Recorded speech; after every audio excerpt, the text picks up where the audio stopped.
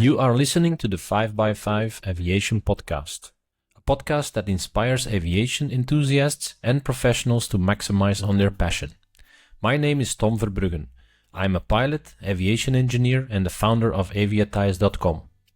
I'm sitting down with aviation business leaders, aviators, and enthusiasts about the state of the aviation industry, innovations, lessons learned, and how to fly more by cutting out the noise. Hey, welcome back to the 5x5 Aviation Podcast, and this is the special series about flight schools in the United States. Today I am joined by Kyle Preston, and Kyle is the Vice President of Del Sol Aviation in Albuquerque, New Mexico.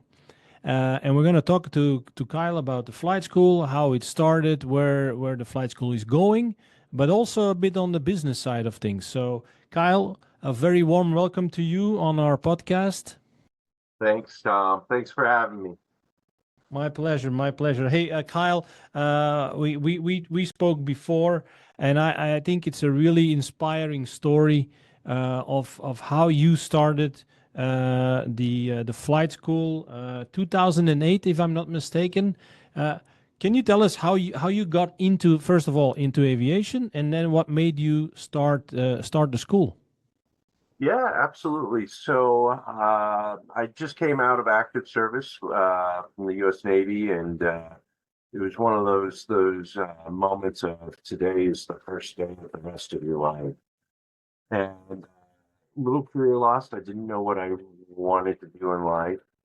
All I knew was the Navy sent me around the world, and I love travel. I love going new places. I guess you could say I had the indomitable quest for exploration. So I was actually thinking of going to Amtrak to go be a conductor, be the tickets please guy that, it's the tickets and everything. Yeah. And there was a flight school at that time doing discovery flights for $45. I'm dating myself there. $45 for a 45-minute discovery flight. I went and I did it, and I was like, no way, I'm not gonna be smart enough to be a pilot. No ways. But I just did it because I thought it'd be fun. And lo and behold, do it. It's easier than driving. Or I think it is. So I got into it, and rest was history. Started going to flight school and just traveling again. Yeah, and so, okay, starting to fly, discovery flight, and then how did you get into then starting a flight school? Because if I'm not mistaken, you started the flight school with your father? Yeah. So, again, the flight school that I was going to, unbeknownst to us, the GM was embezzling, and he had pocketed quite a bit of money, drove the place into the ground, and there was virtually overnight, there was nowhere to do my flight training. So I ventured out and bought a 1965 Hyper Cherokee, sight unseen, out of California. It was fresh red velvet interior. It was just a classy airplane. Picked it up from an almond farmer outside of San Francisco. Pretty much flew it off his strip. It was like 45 feet wide runway. Flew it down the California coast, just jamming Weezer on my CD player. Again, aging myself. It's about 5 o'clock. You've been out in California when the sun sets out and it turns into that US and orange. And, yeah. I'm just flying down the coast, and I'm like, I'm a master of time and space. I've got an airplane. There's Burbank. I'm like, I'm just gonna put down and go get me an outfit as I can. Yeah. So, anyways, the funnest trip ever. I flew that back here, and I just had the full intent of finishing up my training, my ratings with it. And there was such a vacuum needing to be filled here from the collapse of this big flight school. It was like a flight school that had 25 airplanes, and none of it was standard. I think They had like 4 Diamonds, they had 4 Cessnas, and anyways. A big mix Um, of everything. oh God. So I brought this little airplane back, and people started coming out of the woodwork. People I've never met before saying, "Hey, can I rent that from you, or can I finish my instrument rating, or can I do some time building with it?" And it started getting so busy that I didn't have time to fly it myself. And I remember I was going out the door to go get another airplane, and my mechanic was like, "What are you doing?" And me being a little younger, I told him, I said, "Well, this way I can tell the ladies I own two Yeah. airplanes." So, anyways, one turned into two, two turned into three. It's just kind of snowballed from there. But where my dad got involved, this was about 2008. He was just retiring from Lockheed Martin. He was on the lead design and conceptual design team for the F-35. He was also on the design team for the F-22 and the B-2. And he had a really good uh, career as a aerospace engineer. And he's wrapping down, and he's saying, "Well, let's think about going into business officially. Let's do a father-son team up," and the rest has been history.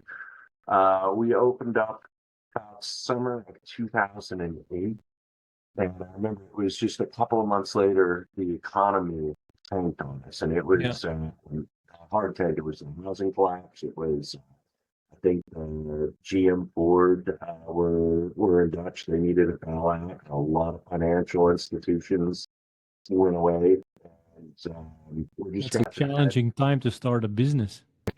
Uh, I think the phrase between me and my dad were, "What the hell did we get ourselves Yeah. into?" And whenever hard times come into the economy, people want to change vocations, people want to change careers, and we had a big influx of folks coming in saying, "I think I want to go lead the life of adventure. I want to go be an airline pilot." So we were busy. We found ourselves very busy during the 2008 recession. I guess you could say, maybe we're forged by fire at that point, but Yeah. we've just been growing. Two airplanes went into three, four, five. We're now up to 15 airplanes, which is a large for our market here at Albuquerque. Yeah. So 15 airplanes, and do you Mhm. still have the mix of models and makes, or are you on one type of airplane? We keep everything uniform, and that's also a big part of the operation. So I've got 11 172s. We keep all the avionics identical in there. So we keep the Garmin G5s with the GNS 430 losses. We keep all the databases updated. We are on the tail end of putting all the bigger engine upgrades in our fleet. We're doing the airplanes conversion. Our field elevation up here is 5,200 feet. So on a warm summer day, I mean, it can catch your attention if you're in anything less than 150 horsepower. Yeah. You could lose up to upwards of 45% of your engine efficiency.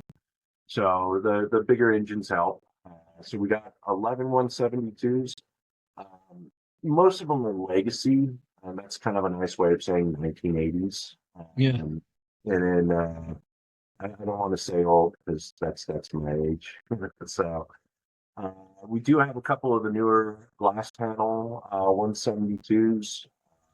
We do have a newer 182 turbo that we're using for mountain flying, high performance training. Eventually, I do have a 135 certificate in the works with the FAA.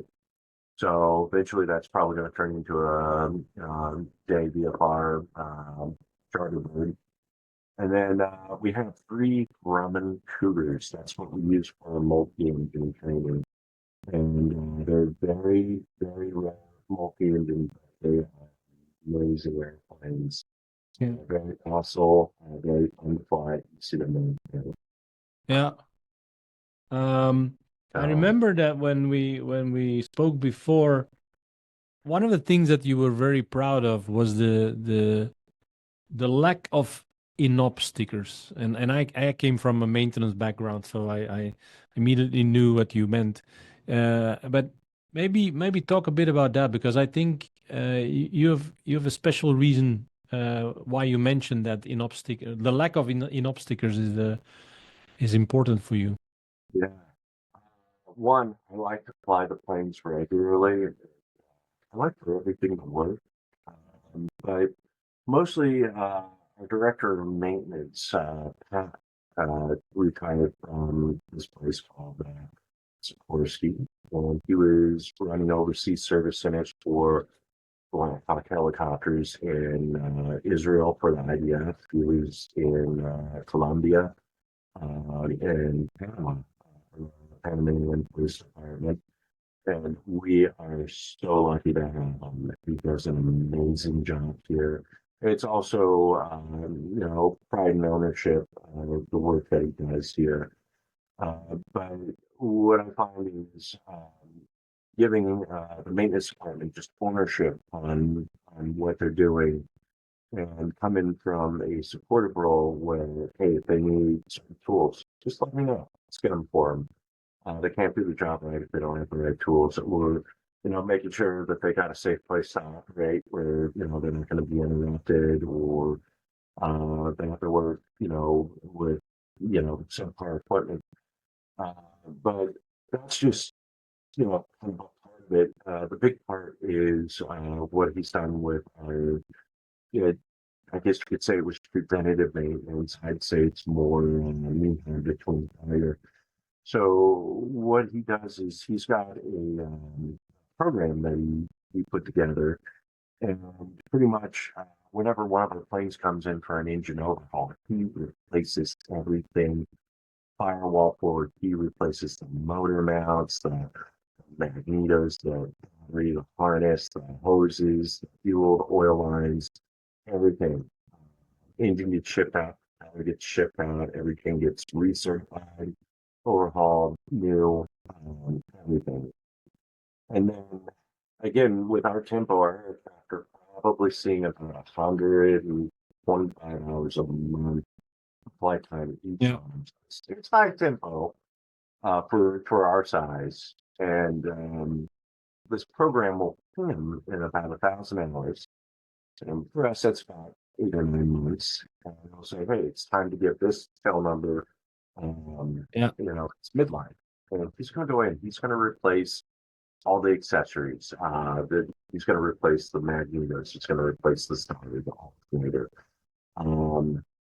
All the things that could break down, he's going to replace, not with overhaul, but new.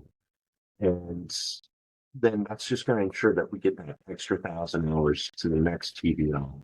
We're going to relatively have minimal issues with it. Also, again, going back to, I like to fly these things myself. So nothing like getting stuck out in the middle of nowhere, going to Gallup, New Mexico, go get a Navajo taco. You come back, you jump in the airplane, you hit the starter, nothing happens, and you're like, guess I'm going to go have another Navajo taco. So, What do you think? Yeah, what do you think the investment of being very strict, being very proactive, preventative even, and then paying top dollar for replacement parts? How big is the ROI, return on investment, do you think, for your school by doing that? It's tenfold, and most importantly, we say student pilots, but they're really our guests, they're our customers, our clients. Giving them a good safe place to kind of go through their flight training. Reputation is huge. Pilots, we've got a lot of downtime. What do us pilots like to do? We've got opinions. So if we've got a top-notch operation, that'll reverberate. And from my understanding, it really has. Two, having to take down mechanic or take a mechanic off the hangar floor to go be reactionary and have them travel, pick another aircraft offline, or have to drive them out there. Still have to pay those mechanics while they're in commute or in transit time. Uh, so it's that old adage, pay me now, pay me later. And what I'd rather do is I would like to take that potential failure and deal with it on my terms. I don't want to be reactionary. I don't want to pay overtime to send somebody out to go correct it. I mean, if we have to, we have to. But if we don't have to, No, fine. no, clear. Um, And you mentioned a bit your students are your guests, your customers, of course, as well. Where do they come from? What are they all US based? Do you get international students? Huh? we do have a few internationals from Mexico, but really our bread and butter is United States. Right now, I have a student come here all the way far east from Cleveland, Ohio. I've got students coming in from Anchorage, Alaska on a constant basis. Uh, right now, I seem to be drawing a good fair amount of students locally, but from the region as well. I would say in between Albuquerque and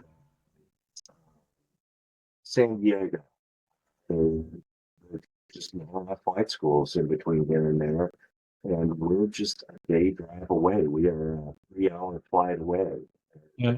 My understanding, I talked to the good folks over at AeroGuard, and I believe they've got a little bit of a wait list. I think everybody in the Phoenix area is running behind with a little bit of a wait list. But here we are. We're right next door, and we got airplanes. We got beautiful weather, VFR weather, almost 300 days out of the year. I mean, it's like clear skies, like 68 degrees right now. It's Christmas, almost Christmas Eve. Yeah, hold on. Probably as soon as I get off the podcast with you, I'm probably gonna go fly. So Yeah. Well, it's 75 degrees here, blue skies as well. And well, you wouldn't say there's a lack of flight schools in Phoenix. It's flying all over the place, yeah, the planes. Hey, and so you got about 15 airplanes, all quite standard. How many students do you put through every year then? that's a little difficult to talk because I would say we're tracking right now 100 students. Okay. Majority of those are full time. We do have once in a while, we do have somebody come in that wants to just get their private license or they just want to get their private instrument, go on and Yeah. buy their own aircraft. I can tell you this though, we've made over 200 CFIs, and since we've been open in 2008, we've made over 200 CFIs, and we are 100% first time pass rate on our CFI course. We have never had a CFI fail the initial. So Wow. Impressive. the local FAA, back in the day, they're like, this is unheard of. No, that's like that's a high fail exam. We wanna give a couple of those, and I think for a while the FAA, the actual FISDO was doing our CFI rides, and they came back. They're like, well, yeah, you guys were right. No, 100% first time. So we're proud to have that record. And so CFIs, great pass rate on the exam. Where do they go from Del Sol? What's next for them? So majority of them we bring on board since they've come through our program. They know our program. We know them. Let's put them to work. We have them flying, and again, our CFIs are flying on average 80 to 130 hours a month of flight time. So coming out of flight school here, it's about 12 months to go through our program, all the way up to CFII, MEI if they want to add that onto their repertoire. Um, so about 250, 260 hours. If they flight instruct with us at that tempo, 12 more months, they're prime. They're going to have their 1,500 hours total time They're going to have opportunities if they want to go on to 135 world, if they want to go into the 121 realm. And throughout the year, this is also the caveat, we bring the recruiters in here. They are welcome, and I give them audience where they can spend the day with the students. Just recently, Plane Quest, or not Plane Quest, Plane Sense, largest 135 operator flights, PC-12s, was here talking to our students and our instructors. And then before that, we had Advanced Air, commuter airline. It's pretty big throughout the Southwest. They came through, they hired 2 of our commercial students. Before that, our partner GoJet Airlines showed up here with President Rick Leach and the CEO Terry, and they brought their RJ, parked it right in front of our facility, opened it up, let our students sit inside the cockpit, sit in the captain seat, do the obligatory selfies, sit in the front. We had a couple of our students go into their wingman program, which is phenomenal. They pretty much, by the time they're done time building their 1500, they have a job waiting for them. You know, it's a good segue into the next step. Before that, again, throughout the year, we've been lucky enough. Piedmont has came and visited with our students.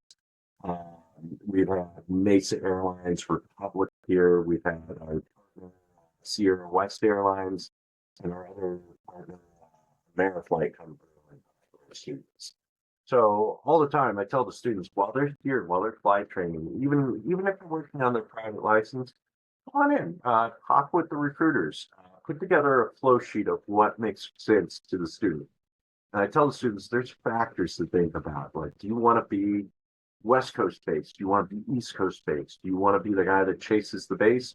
Or do you want to find something where you're going to live at a crew domicile? You want to flow to an airline where you're flying, you know, ETOPS, you know, 777s, flying overseas, making the big money, or you want like a nice little, you know, 135 gig where you're, you know, doing maybe 2 weeks, you know, on. So kind of help them kind of map out, do the pros and cons of what they're looking for, and start looking for that job now.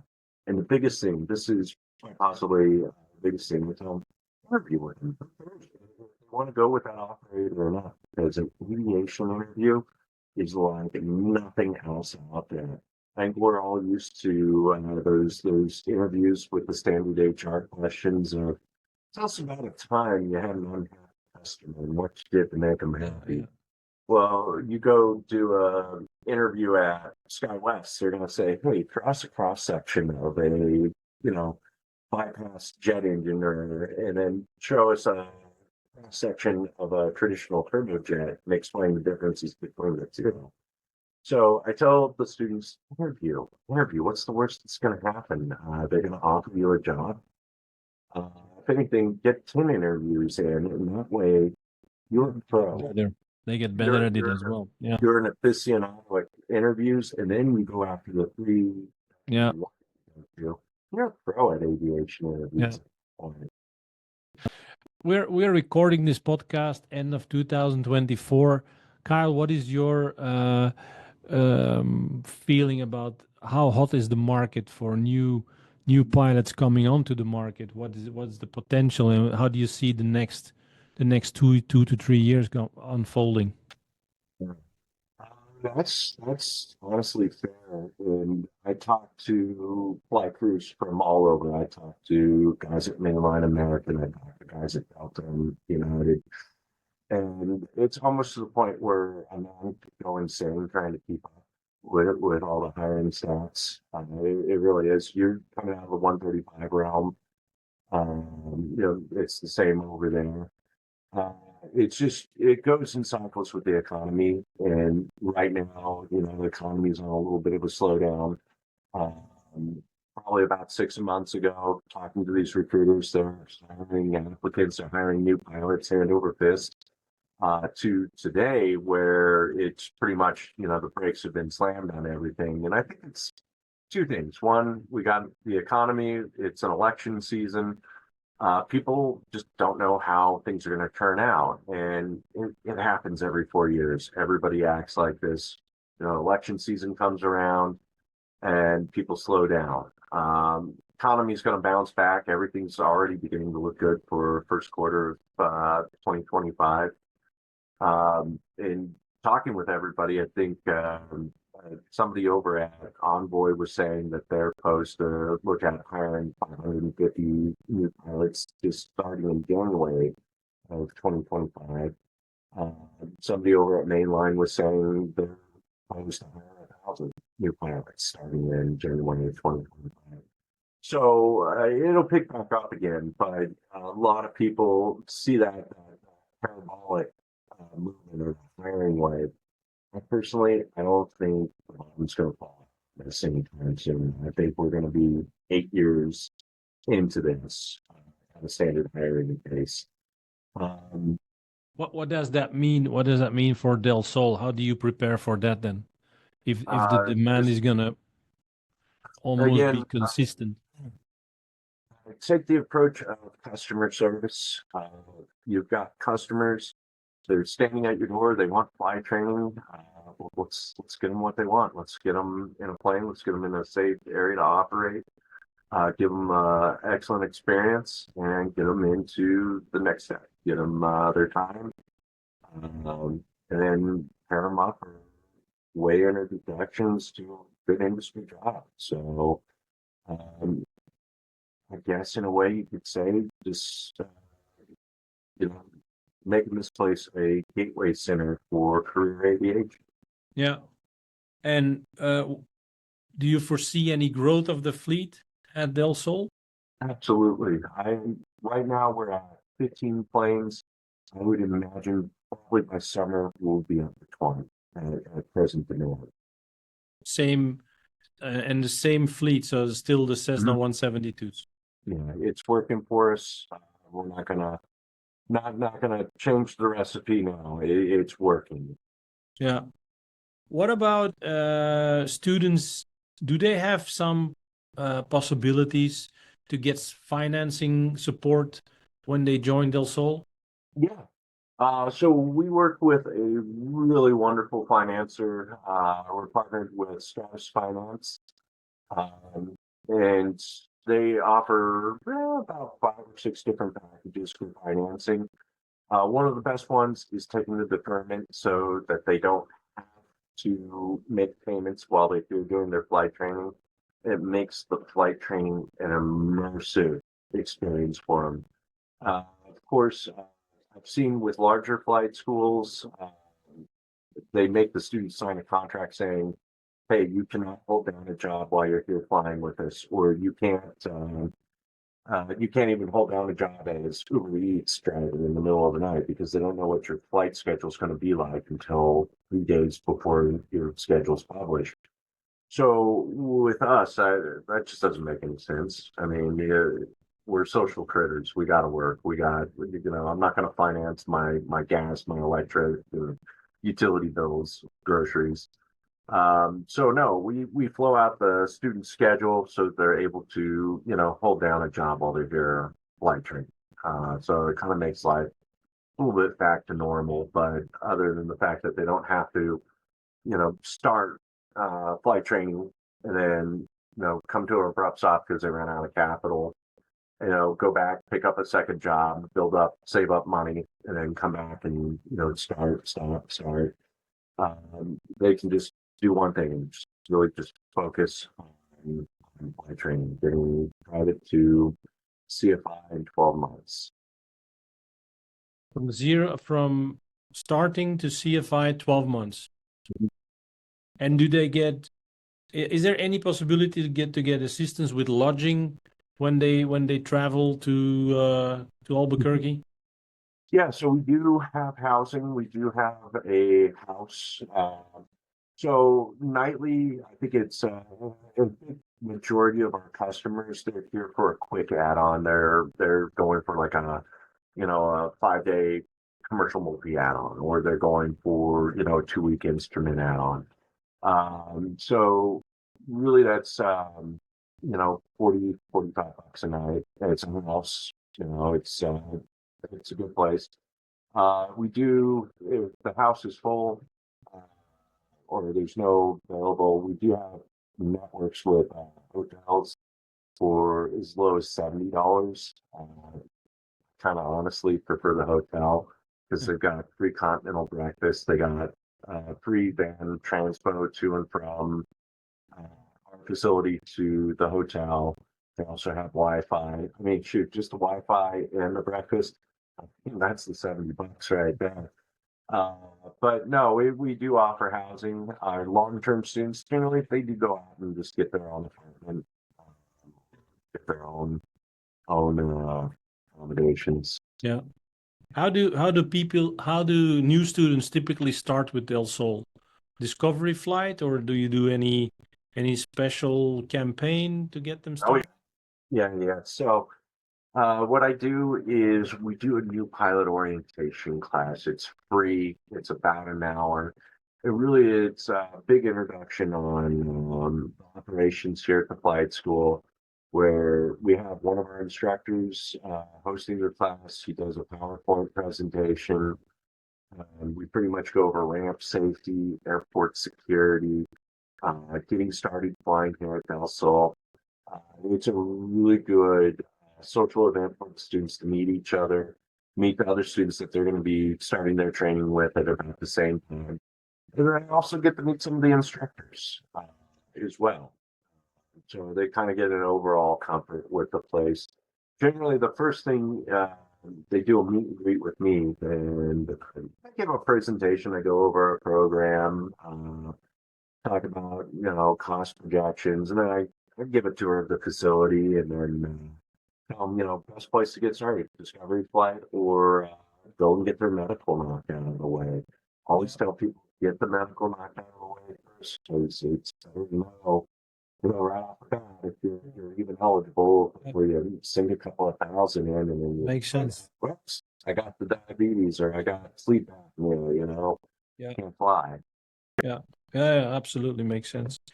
But the pilot orientation class is great, and especially you throw in a couple of cases of Dunkin' Donuts, it's gold.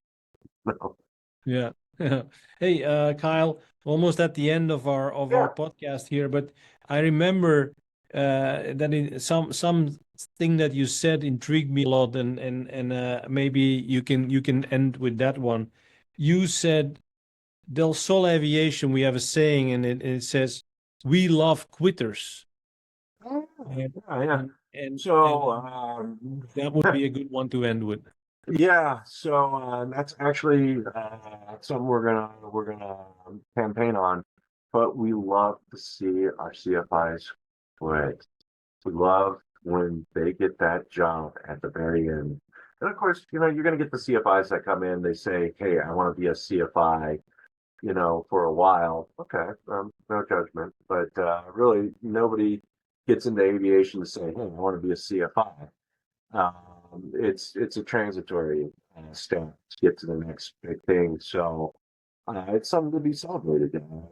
We can network and help the instructor find a good paying job to move on out of here. I mean, that's to be celebrated. We help somebody get where they wanted to go. But really, in essence, so we love to see them. We love to see them. If you've not noticed, see them go on down the road. Yeah. And I always tell them, hey, when you get to your big shiny jet, take a picture of yourself and send it over to us so we can blast it on social media. Yeah, absolutely. It's a big thing for us. And wish I had a portable camera, because we've got a wall on the second floor. Our whole entire wall is nothing but 5x6 photographs of every one of the graduates through our program. Send me a picture. We'll post Yeah. it under the podcast when we post Absolutely. it. Yeah. Kyle, thank you so much for your time and spending with us talking about Del Sol Aviation. It looks like you have a great outfit there and a very successful school, and you have some clear ideas on how to benefit, how to make most of your resources that you have, and preventive maintenance and stuff like that. Very interesting. I wish you all the best. And for people who are listening to the podcast or looking or viewing our podcast, Del Sol Aviation is delsolaviation.com on the internet. And we'll drop a link as well below the podcast if you want to find out more. Kyle, do you have anything to say to finish the podcast? No, appreciate the time, Tom. Thank you. Merry Christmas. Merry Christmas to you, and a Happy New Year as well, all at the same time. Thank you, Kyle. Talk to you later.